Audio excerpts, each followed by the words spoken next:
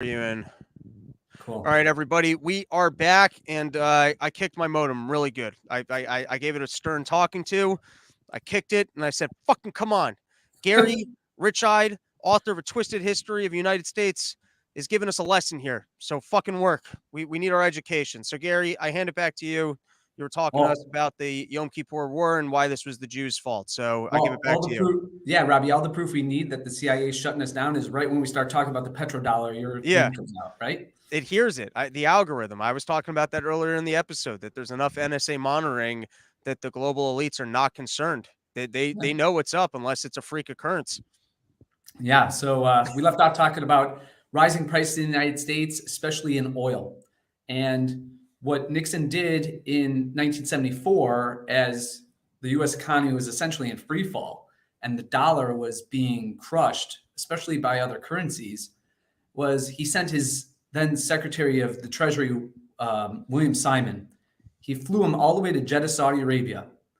And there he was tasked, this Secretary of the Treasury, with getting further assurances from the Saudi king, Faisal at the time, that not only would the kingdom denominate all purchases of oil from Saudi Arabia in dollars, thus essentially removing the gold peg and replacing it with oil as a means by which to place valuation in the dollar and give it utility, because every foreign country would then have to purchase oil from Saudi Arabia in dollars.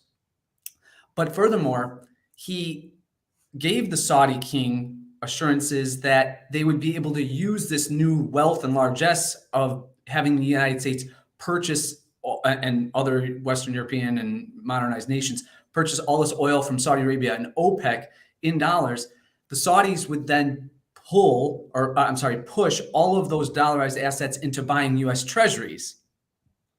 See, so to stabilize further the dollar's value and to then finance all of the continued enormous expenditure, both domestic and foreign, of the U.S. government through purchase of U.S. treasuries. And why the king go for it? Here's why did he go for it? Excellent question. Yeah. That's the perfect question to follow up and lead into. Saudi Arabia and the House of Saud wanted to be and emerge as the major power within the Middle East. Right. How do you do that? Well, you become enormously wealthy through this pact with the United States. And then Simon guaranteed that not only would the Saudis be able to purchase all these treasuries and bypass, interestingly enough, they'd have to bypass the competitive market. So they'd have think of it like the first round pick of how many treasuries they would buy. Okay. So that even before, like, for example, Japan or another state, Great Britain, could purchase treasuries, the Saudis would be first in line in a sense. But no one else was told this, by the way. This was all secretive.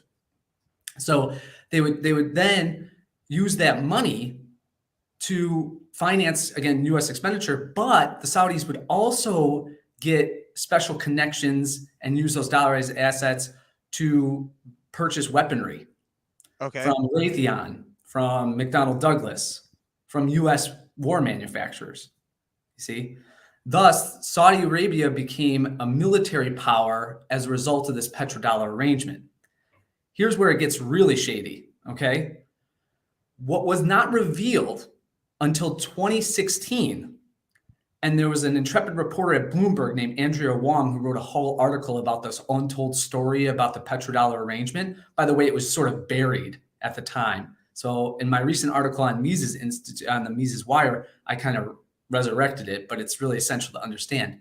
Not only did Simon secure this continual arrangement of dollarizing petro assets or sales and purchases, but he guaranteed the Sauds that they would have these things called special add-ons.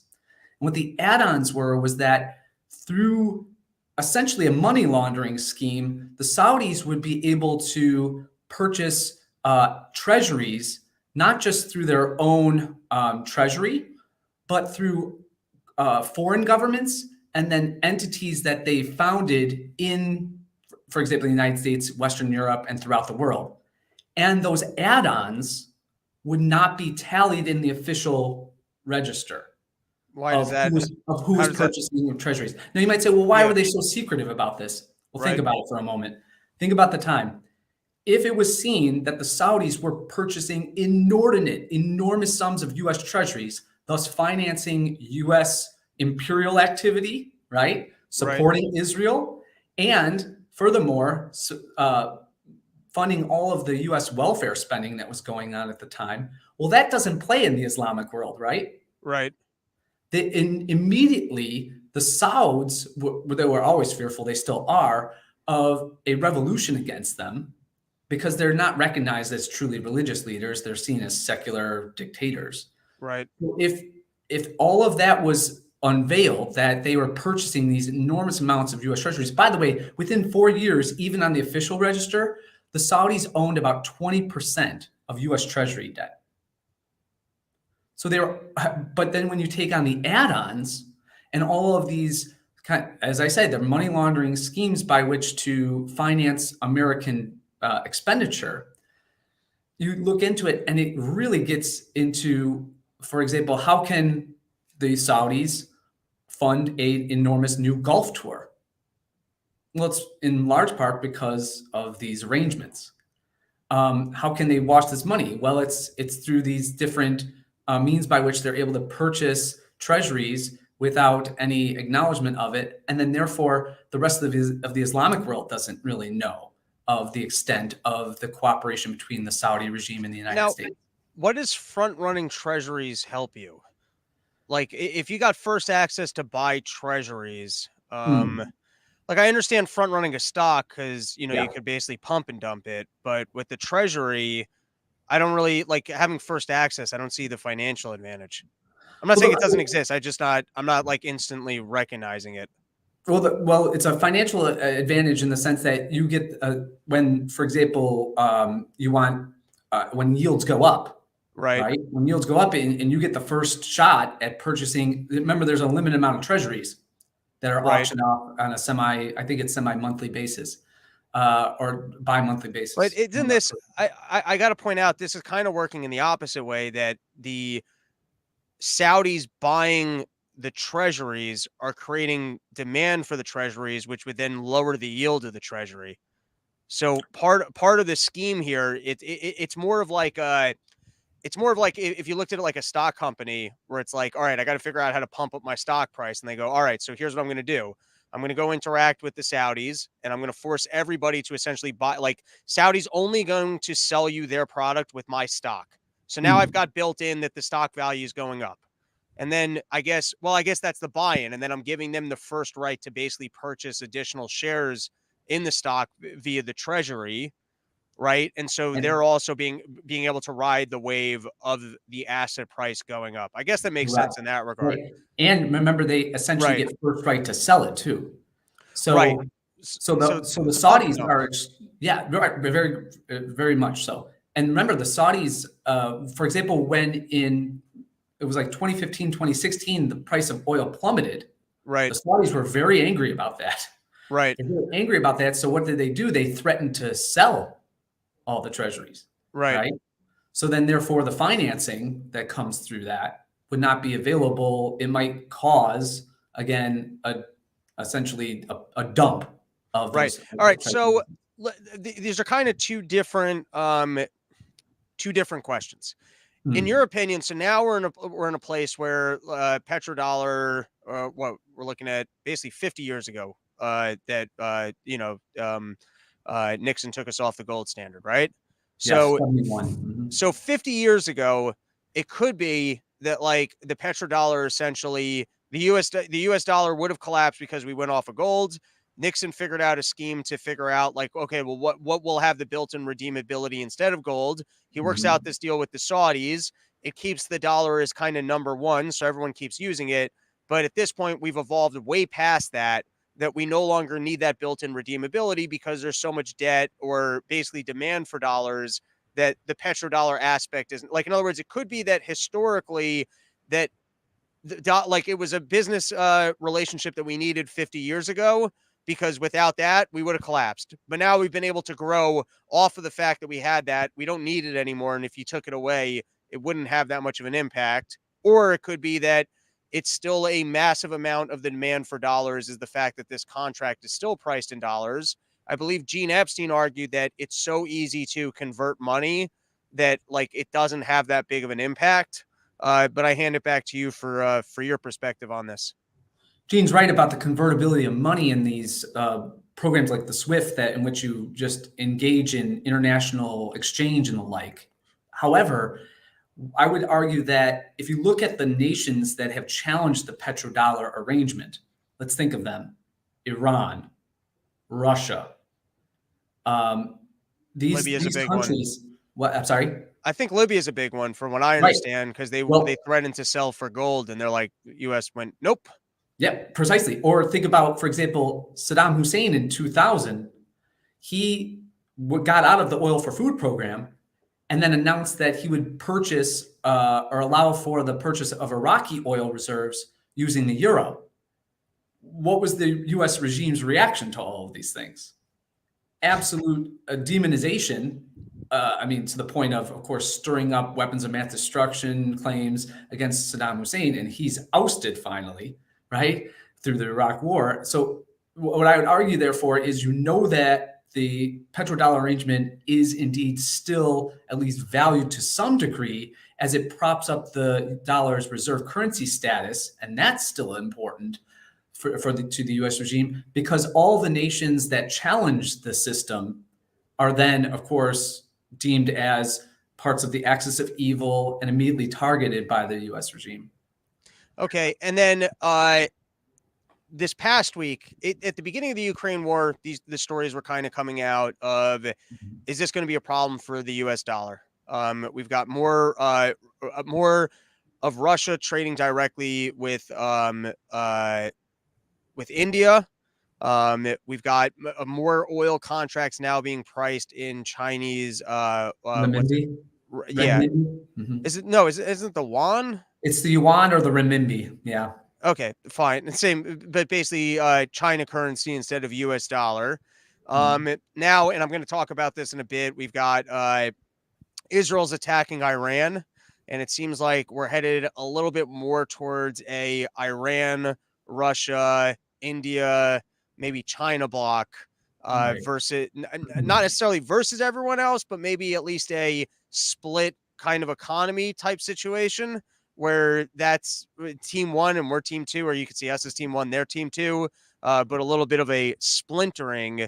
If such an event were to occur, or at least those people were to challenge the U.S. currency with a gold-backed currency, I don't know. Do you forecast that there could be like a doomsday scenario here for the U.S. dollar, or that's just kind of conspiracy or La La Land thinking? Because I mean, you've got the somewhat of a finance tie-in. Mm-hmm. Yeah. Well, it could happen. I would argue that it's definitely a possibility. So, have you heard of this thing called the milkshake theory? No, but I do like milkshakes, so I I'm know, on me board. too. Me too. Yeah. So there's this theory that's around in financial and economic theoretical circles called the milkshake theory, and that's when people and nations, especially countries that are expending enormous, GDP to debt ratios, they look for credit wherever they think it's most readily available. And so, just like when you put your straw into a milkshake, you're not really concerned too much after you get through the whipped cream layer as to what you're going to get. They're just looking for credit. And it kind of, when it gets sucked up through the straw, all the ingredients come in at once, right? Right. But the main ingredient is, so long as the main ingredient is the dollar, it's going to still have an allure to it. And there's going to be dollarized, or there's going to be dollar demand, as you had stated. Right. However, what happens when that you just throw out the milkshake altogether? And remember, the nations of which you spoke, Iran, Turkey, India, China, Russia, these are nations of great and enormous, not just populations, but land masses, and beyond that, enormous natural resources. I mean, take the EV market. I mean, the type of materials that you need nickel and zinc and neon and all these things to build these batteries, these complex batteries. Semiconductors, the same thing. the two major exporters, I believe, of nickel and zinc and neon, which are needed for the batteries, and lithium too, are Ukraine and Russia. So if these nations are going to forge a new economic union of sorts, not unlike the European Union or the common market that existed in Europe after World War II, then that would be a true threat to dollar supremacy. So you think this could go sour? This could go sour. And I'm going to be a good Austrian here and say, Right. the degree that those nations ally and create a type of hard money currency, by which eventually developing nations outside of the sphere of U.S. Western European dominance start wanting to have their own natural materials or raw materials purchased in that denomination, whether it's the renminbi, the ruble, the rupee, whatever it's going to be, or some semblance of all of them. Well, therefore, the dollar loses its allure. It's part of the dollar's allure was its stability. All right. So for those interested in learning more about the petrodollar, what are the Gary Richide recommendations for doing your homework on the topic? Yeah, there are a couple books that you could read. I mean, I have a shorter article on Mises Wire. It's entitled, at first I titled Kish Me Once, Kish Me Twice. And the reason I did that was because there's this, the Iranians set up their own essential mercantile exchange in this island of Kish in the Persian Gulf. And of course, that just incurred more of the wrath of Israel and the United States and the like. But it's entitled The Petrodollar, Saudi Access and Why Washington Hates Iran. So you can take a look at that. It has a reference to the Andrea Wong article I referenced. And then also there are a couple books. The first is by William Clark. Look him up. And then the second is this one called The Hidden Hand of American Hegemony, Petrodollar Recycling and International Markets. And that's by David Spiro. So if you're really interested in that, you can also look at my my website where the article is listed. And I have other stuff on economics, finance, and the petrodollar and history and like that. That's howRYM.com. And then, of course, your incredible book, A Twisted History of the United States. And anything else you want? I'll give you the closing remarks if there's anything else you wanted people to know about the topic. No, just I would be much more leery, perhaps even more so than the great Gene Epstein and others who say that the dollar supremacy is real and going to continue in near perpetuity. I think it's much more on thin ice. So keep that in mind. And you can read about the situation in which we find ourselves where we're reliant upon such arrangements after 1945 because we were really living in and through the symptoms of the revolution that was. You had the Great Depression, which created this planned economy, and therefore World War II, which really cemented it. And then we're kind of living with the symptoms ever since. The revolution was. You mean that since World War II, we're kind of have just a more socialized capitalist system? Right. We're living through a planned economy of pseudo-capitalism. Right. In which all these arrangements from monetary policy, finance, expenditure, war and empire, it's all just a continuation of this notion that we could fight. Remember, Robbie, what we were told? What was the one thing you remember from World War II when we studied in history, like in our history classes? Oh, how amazing it was that the United States was able to fight a two-front war. Do you remember that? And we won. Well, right. First of all, that's questionable. But we've never abandoned that sense that we could fight a gigantic war against poverty and drugs and all these domestic ills with enormous expenditure that's all socialistic. And we could also spread liberal democracy to the rest of the world through massive military expenditure. Right. We're under this illusion that we could still do that, and it's bankrupting us all. Well, it's also, I mean, now as an adult, I remember the big propaganda was World War II got us out of the Great Depression because now we're spending all this money and we're running the factories. The factories are running and there's jobs. But if you just take a step back and you're like, all right, if government spending running factories makes money, so why not run the factories for roads, or why not run the factories for infrastructure, or why not just run the factories? Like you could just literally run the factories and just go outside and then burn it, because like there's nothing that like if Literally, I mean, if what you're spending the money is on is a bomb, you're literally blowing up the thing that you made. That's what that is what it is. Like, you might as well build something in the factory, bring it into the parking lot, and just light it on fire and go, "Hey, this was productive because now these people worked and they had jobs." And I think it's the old Milton Friedman of just pay people to go dig ditches. And then you can have a Yeah. new crew come out and fill in the ditches and then pretend like that somehow is productive for society.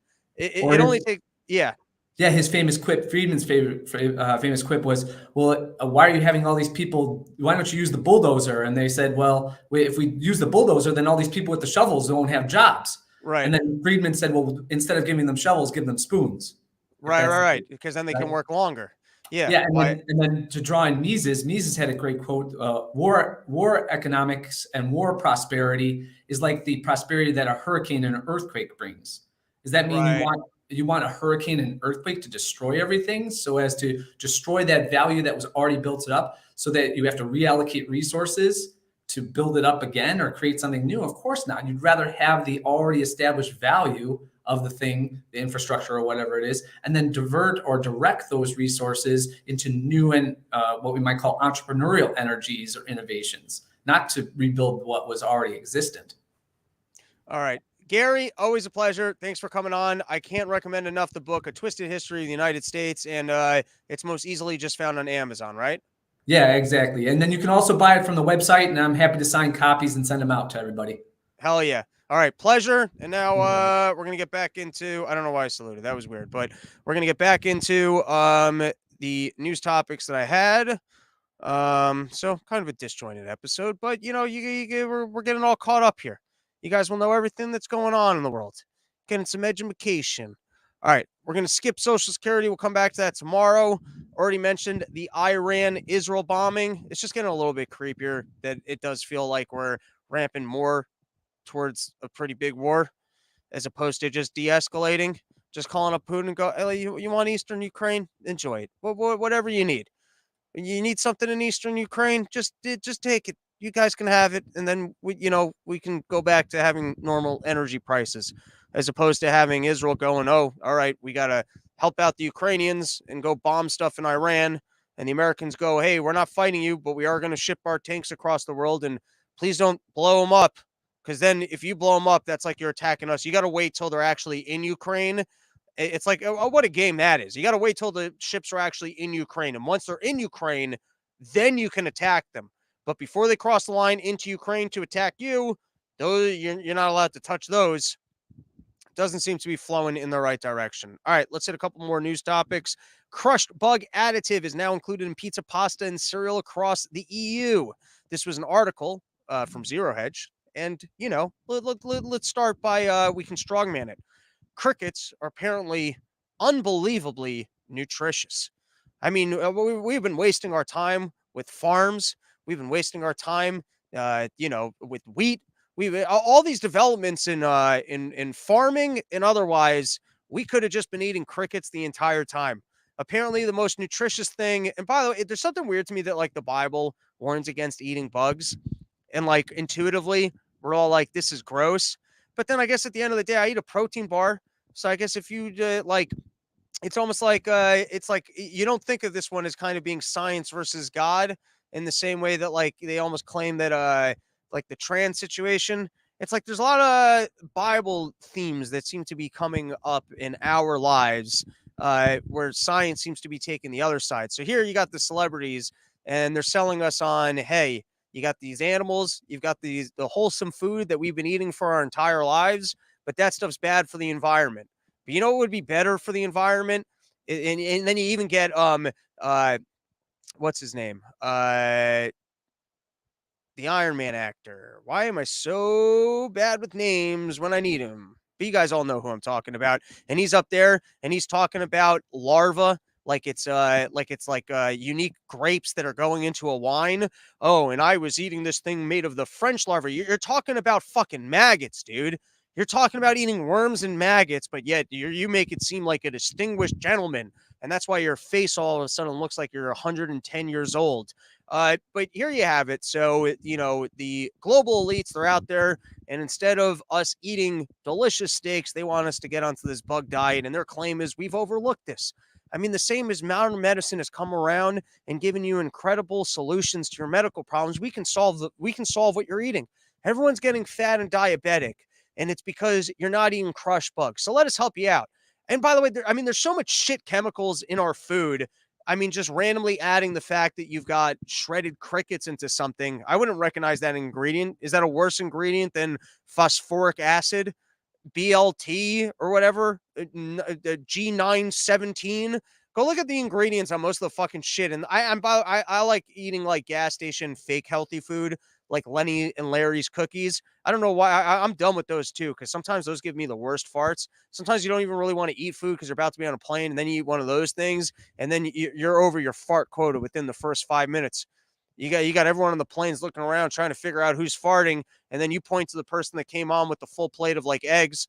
You're like, dude, we're taking a flight. You're gonna come on here with the burrito, and then you hold up your little Lenny. You're like, look at me. I'm just eating vegan, no milk, no dairy cookies. I'm not the one farting up this plane. But then you go look at the ingredients, and there's a million things that I don't recognize. And so I can't so on the one side, I guess if you're crushing up some crickets and on paper you're adding more nutritional value and I can't taste the crickets, I mean, I guess good for you. You snuck those crickets past me. But then there's some other part of me that goes, don't fucking feed me crickets. I don't want any crickets in my life. That seems disgusting. And then it's also just odd that there is a bit of a Bible tie-in, that the Bible was all like, hey, don't be eating bugs. Biden to end COVID-19 national emergencies on May 11th, ushering in a host of changes. The pandemic's over, but we got to wait till after winter. Maybe that's what it is. Maybe they're still forecasting for winter, but they know in May that they're going to be able to wind this thing down. The emergency is not over yet, but in 3 months from now, we can predict that it will no longer be an emergency, because that's the way that emergencies work. You can kind of predict the coming and going of the emergency. So actively, we're still in the emergency. Nothing's changed, but we're getting ready. Then in May, it will no longer be an emergency situation. All right. And now we've got Donald Trump. He's out there. He wants to everyone know, I'm so much better than Biden at eating ice cream, okay? You see him? The guy, he can barely even lick it. I'm such a better licker. Okay. Look at the way I order my ice cream. So we got all these presidents. They're out there somehow. They live to 1,000,000 years old.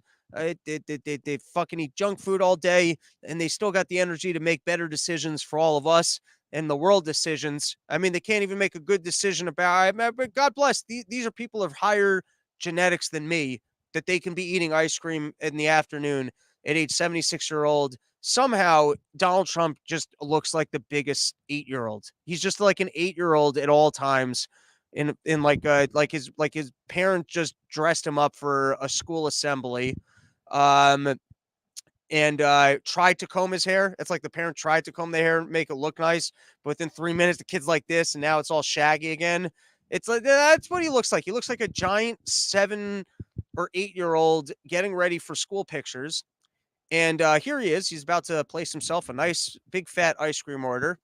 And what's shocking to me is the way that the lady working at the counter reacts to seeing Donald Trump. And it's a good insight into just how different other people are than you and me. And the need for, because I travel through the country, I got to start somehow going to more out there places and just talking to the good, wholesome people of this country to get a better understanding of where they're coming from. Because the same way as you see some people in masks and you're like, I don't understand how you could still be wearing this. I don't understand how you could still be putting this on your kid. I don't understand how you could be a news anchor who's had 4 booster shots and talking about how you got myocarditis because of COVID. Well, the same way that that makes no sense to me, this also makes no sense to me. And let's give it a watch.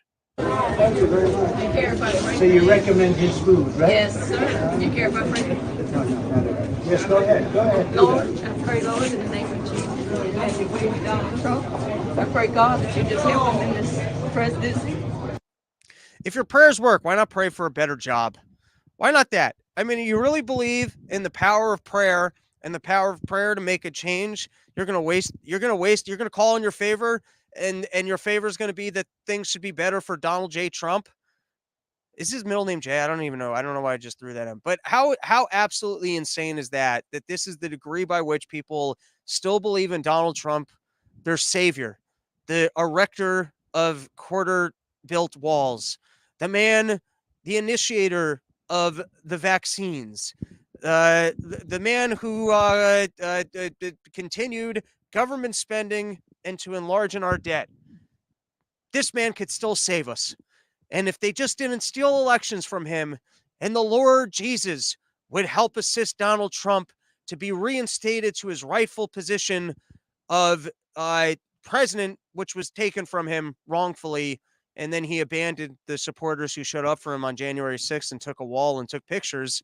But isn't it amazing how many ladies like this exist in the country? Or maybe you're being suckered.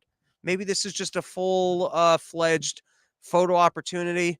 And they found the one lady and they told her beforehand, you got to grab Donald Trump's hand and you got to pray with him. All right, here's another video I got for you guys. Oh, no. This is from Zero Hedge. Watch Rand Paul warns over classification being used to cover up COVID lab leak. I'm going to read 2 paragraphs. The intelligence community does this. They're talking about over classifications. Does this, they have more power and we have less power, the senator continued, adding, I've long argued that Congress needs to know more and the American people needs to know more about what the CIA does, what the FBI does, because we can't oversee them. We can't have oversight and reform it if we don't know what they're doing. They avoid oversight by classifying things, and often there's a policy decision, like, for example, with COVID. We need to know if COVID came from a lab so we can prevent this from happening again. Some of this is being stymied by the intelligence agencies classifying things that need to be classified. Because that's what you do. You fuck up and you just go, oh, yeah, that's classified.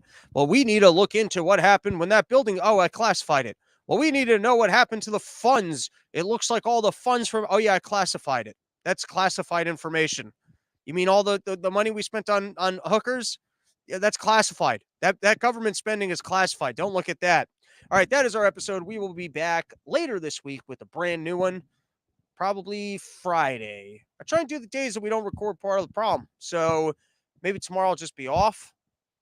Maybe I'll masturbate a bunch at home. Maybe that's what I'll do. I finally have a day at home to take care of my prostate health. That's what I'm going to tell people. Hey, what are you up to this weekend? I'm just investing in prostate health. I'm really concerned about my prostate, and so I'm going to try and relieve as much pressure as I can because I'm a prostate health enthusiast. Join me, the Rob Bernstein Prostate Health Enthusiast Club of America that doesn't allow for young boys. 18 and over can join. All right. That's our episode. But before we call it, sheathunderwear.com right now. Go get yourself the most comfortable underwear that's ever graced the balls of man. Sheathunderwear.com. Use promo code RYM. You're going to get yourself 20% off.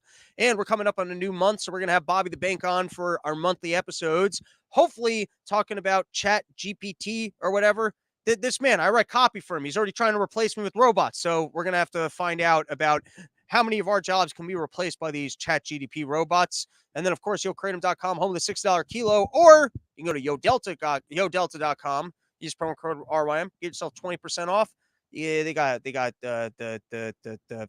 smokables, the vape pens. You ain't got to smell like weed, but you can be high if you're over the age of 21. Or they got the gummies, and then you can get fucked up. All right, that's our episode. Have a great day. And YouTube University, you can go follow his channel because he's offering free prostate massages. So if you're interested in a free prostate massage, YouTube University, where can they find you to make good on your offer for free prostate massages? All right. And then we got Jonathan Greenlee. You can't have a true democracy and try to have secrets at the same time. I'll take that. Got another comment. Isn't it like 2 libs of crickets per day needed to maintain weight in those African studies? I don't know. That seems like a lot of crickets. We use bugs for red food dye, which cause a lot of health issues in children. So there's that too. Look at that. We're already eating bugs. We didn't even know it, but we've been eating bugs the whole time. All right, we're done. Everyone have a great day. Do